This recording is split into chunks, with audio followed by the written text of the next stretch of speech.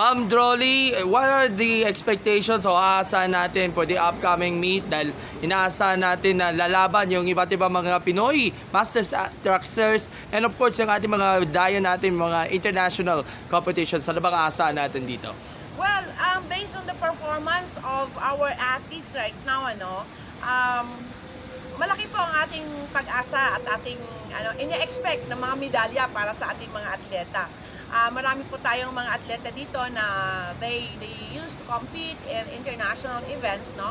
At lalaban sa ibang bansa. So makikita po natin. So ako na masasabi ko lang na they're going to witness the events this coming November 8 to 10 sa Philippine Sports po sa Ultra Pasig City para makita nila, no? At i-cheer po nila ang ating team, Philippine team para sa competition na ito. Okay, so imbitahan niyo po mga manonood sa Sports Corner at saka sa Central Luzon Balita, IBS Media to visit itong Philippine Masters Athletics Championships. And I'm sure yung ating mga Pinoy na mga seniors very interested nga sa pagsali nga dito sa competition.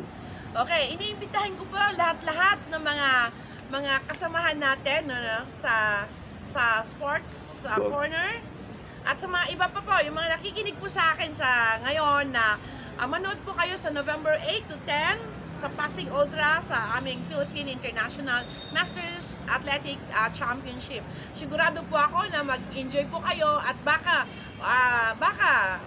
maumpisahan nyo na rin ang journey niyo sa athletics. Alright, thank you so much. At Sir Emeng, dadagdag ka pa? Ay, okay lang. Good luck na lang sa ating mga focus na event.